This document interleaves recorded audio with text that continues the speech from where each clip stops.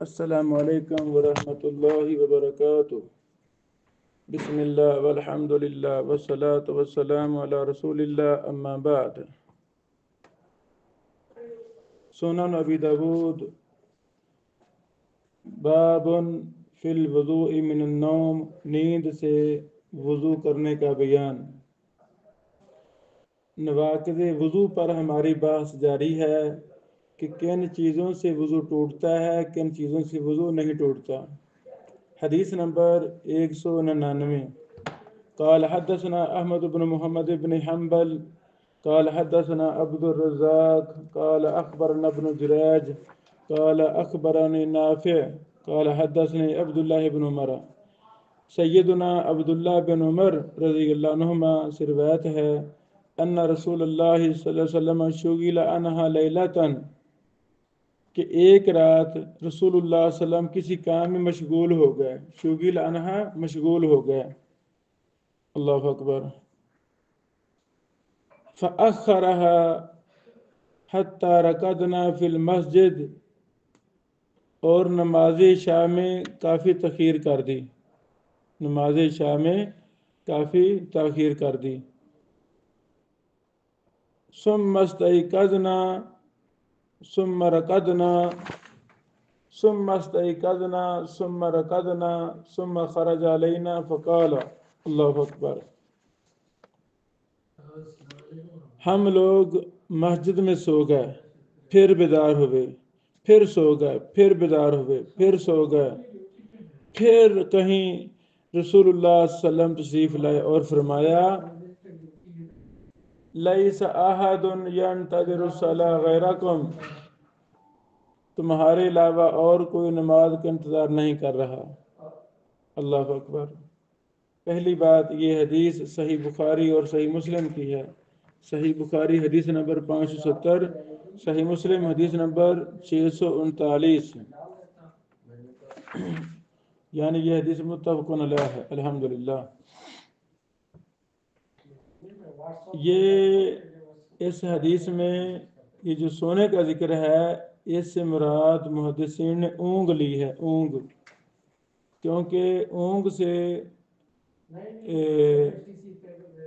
وضو نہیں ٹوٹتا، نیند سے وضو ٹوٹ جاتا ہے، اللہ اکبر۔ دوسری بات، نیند اور اونگ میں کیا فرق ہے، اس میں تفصیلات ہیں، اس مسئلہ میں اونگ اور نیند میں کیا فرق ہیں، نیند کسے کہتے ہیں، اس میں کافی تفصیلات ہیں۔ کافی دیر پہلے، 15-20 سال پہلے، میں نے نیند کے احکام و مسائل پر ایک رسالہ لکھا تھا، نیند پر ہی، جو رسالے میں بھی چھپا، پھر ہم نے اس کو اپنی کتاب شرعی احکام کا انسائکلوپیڈیا میں بھی شائع کیا۔ اس میں کچھ تفصیل میں نے درج کی ہے کہ نیند اور اونگ میں کیا فرق ہیں، اللہ تعالیٰ قبول فرمائے۔ اور یہ ہماری کتاب نیٹ پر بھی ہے، لکھیں گے شرعی احکام کا انسائکلوپیڈیا تو وہ سامنے آ جائے گی، اور یہ مطبوعہ بھی دستیاب ہے، الحمدللہ، اللہ اکبر۔ نماز عشاء کو دوسری نمازوں کی بنسبت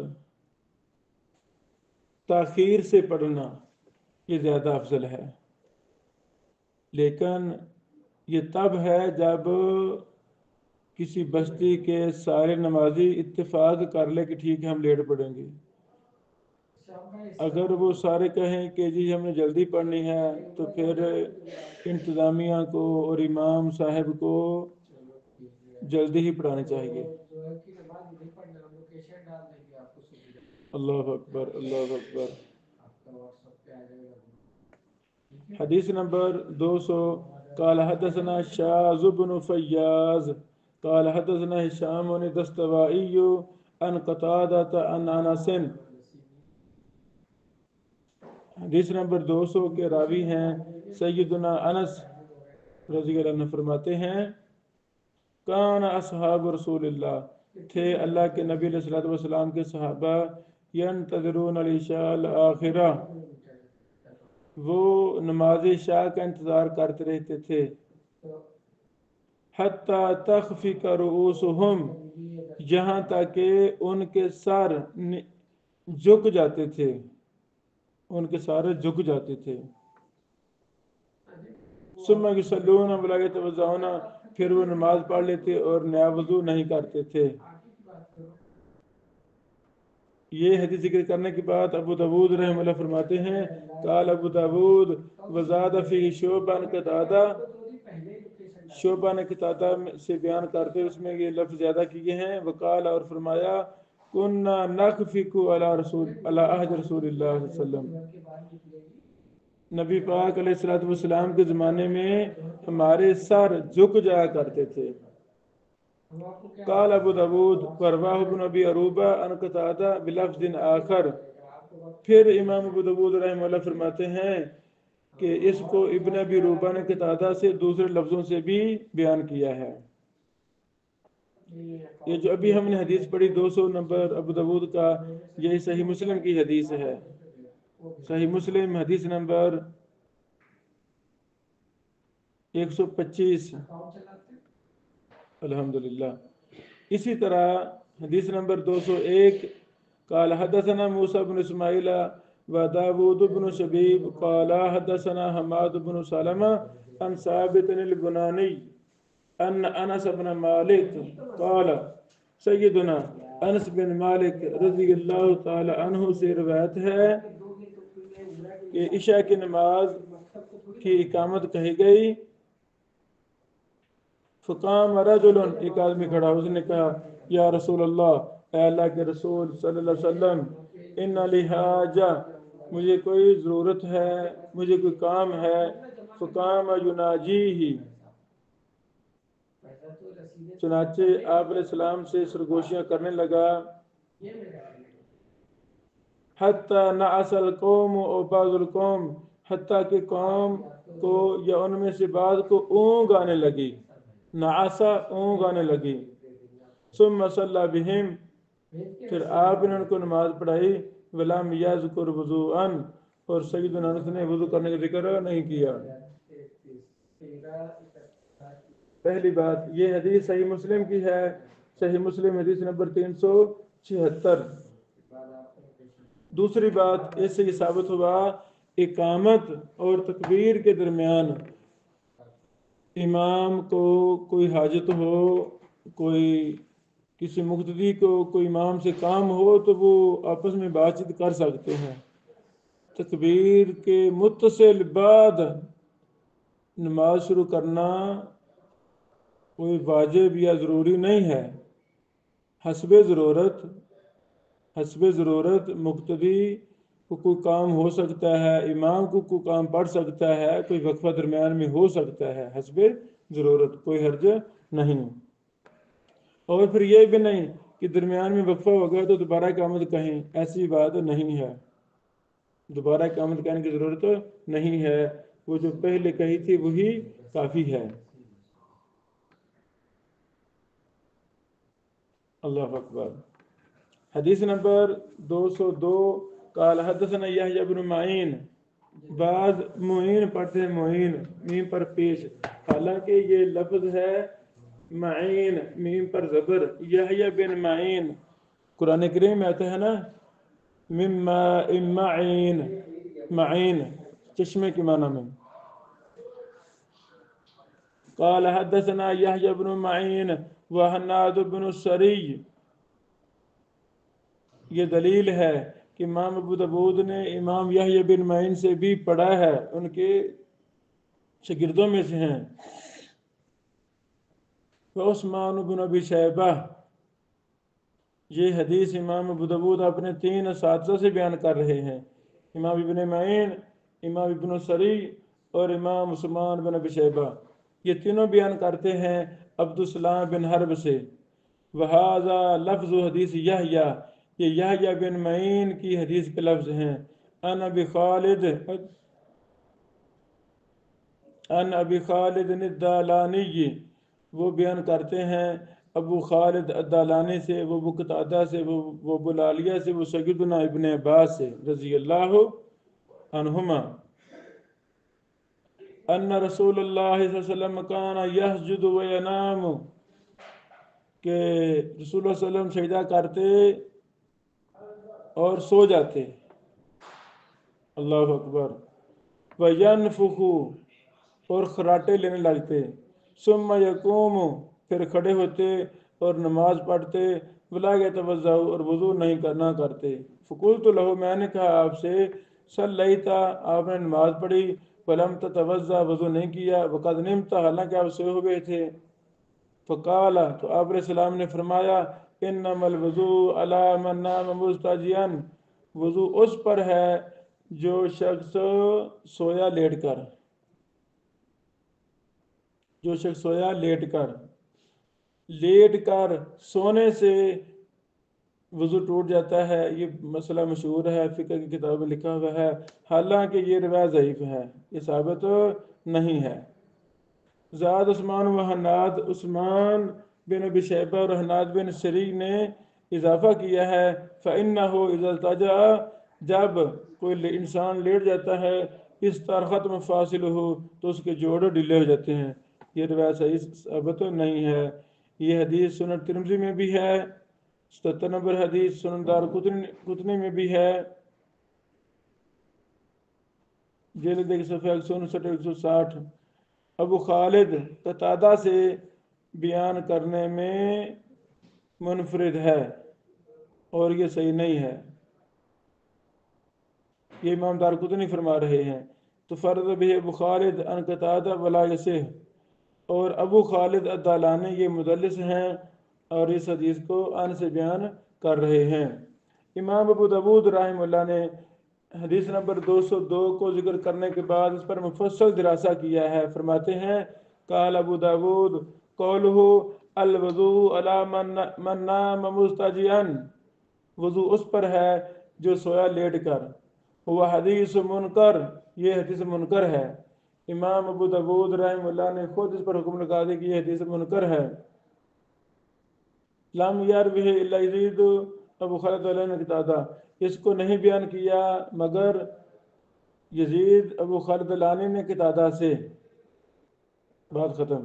اگلی بات، واروا اول جماعت ابن عباس، ایک جماعت نے اس حدیث کے اول کو ابن عباس سے روایت کیا ہے. لم یذکروا شیئا من ھذا، انہوں نے کچھ اس حدیث سے ذکر نہیں کیا. وقال، اور کہا، کان نبی صلی اللہ علیہ وسلم، کان نبی، راوی نے کہا ہے، کان نبی محفوظاً، یہ محفوظ ہے.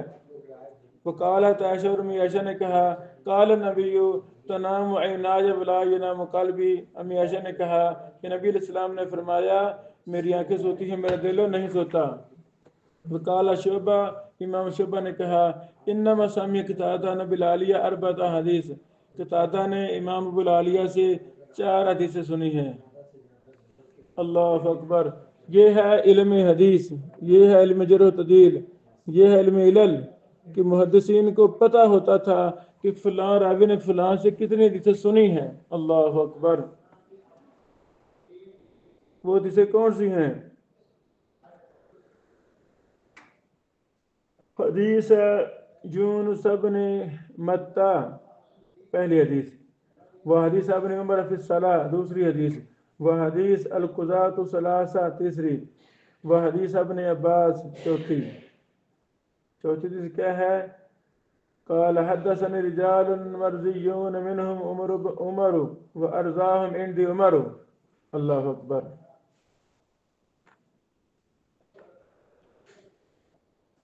یہ ابن عباس کہتے ہیں، حدثني رجال مرضیون، مجھے ایسے لوگوں نے حدیث بیان کی جو پسندیدہ ہیں، قابل اعتماد ہیں. منہم عمر، ان میں سے سیدنا عمر بھی ہیں رضی اللہ تعالیٰ عنہ. منہم عمر و ارضاہم عندی عمر، اور میرے نزدیک عمر ہی سب سے زیادہ قابل اعتماد اور پسندیدہ ہیں. اللہ اکبر. یہ ذکر کرنے کے بعد امام ابو داود پھر لکھتے ہیں، وذکرت حدیث یزید الدالانی لأحمد بن حنبل. اللہ اکبر. میں نے اس حدیث کو، یزید الدالانی کی حدیث کو، اپنے استاد امام اہل سنہ والجماعہ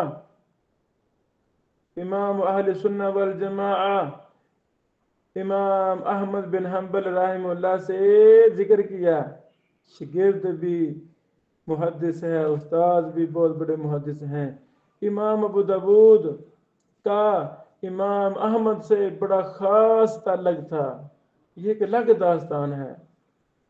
اللہ زندگی دے، توفیق دے، اس پر میں مستقل درس دوں گا کبھی کہ امام ابو داود کا امام احمد بن حنبل کے ساتھ کیا روابط تھے، کتنا خاص تعلق تھا، اور بڑا زیادہ استفادہ کیا امام ابو داود نے امام احمد بن حنبل سے رحمہم اللہ اجمعین۔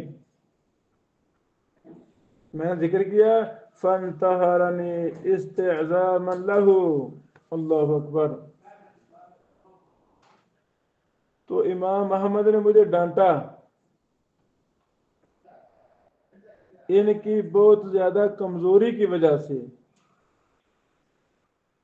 یعنی فانتہرنی، مجھے امام احمد بن حنبل نے ڈانٹ دیا استعظاما لہ، یزید الدالانی کے زیادہ کمزوری کی وجہ سے۔ فقال، اور کہا، ما لیزید الدالانی یدخل اللہ صاحب قتادہ ولم یعب بالحدیث۔ اور امام محمد نے کہا یزید الدالانی کو کیا ہوا ہے کہ قتادہ کے مشایخ کی روایات میں وہ کچھ دخل کر دیتا ہے جو ان میں نہیں ہوتا، اور اس حدیث کو انہوں نے کوئی اہمیت نہیں دی۔ اللہ اکبر، اللہ اکبر، اللہ اکبر۔ یعنی راوی کو حق نہیں ہے کہ وہ کسی کی روایت میں کسی اور کی چیز کو اضافہ کرے یا اپنے طرف سے اضافہ کرے، یہ بھی ایک جرم تھا۔ جدہ کے ایک بزرگ شیخ محدث ہیں، انہوں نے اس مسئلے پر بھی ایک عربی میں مستقل کتاب لکھی ہے، جو راوی کسی کی روایت میں کچھ داخل کر دیتے تھے۔ اللہ اکبر، اللہ اکبر۔ اور یہ کتاب مطبوع ہے، بڑی اچھی ہے، پڑھنے والی ہے۔ یہاں تک امام ابو داود نے حدیث نمبر 202 پر ہی بحث کی ہے۔ پہلی بات، یہ روایت ضعیف ہے 202، جیسے کہ ہم نے بیان کر دیا مختصر۔ پھر امام ابو داود رحمہ اللہ نے اس حدیث کو منکر قرار دیا ہے، اور پھر اس حدیث کے دیگر طرق اور سندوں پر بھی بحث کی ہے، اور امام احمد بن حنبل کا بھی قول نقل کر دیا ہے یزید الدالانی کی روایت کی وہ ضعیف ہوتی ہے، صحیح نہیں ہے۔ اللہ اکبر، اللہ اکبر۔ اس باب کی آخری حدیث 203 نمبر، قال حدثنا حیوۃ بن شریح الحمصی فی آخرین قالوا حدثنا بقیہ عن الوزیر بن عطاء عن محفوظ بن علقمہ عن عبد الرحمن بن عائذ عن علی بن ابی طالب قال قال رسول صلی اللہ علیہ وسلم سیدنا و محبوبنا علی بن ابی طالب رضی اللہ تعالیٰ عنہ نے کہا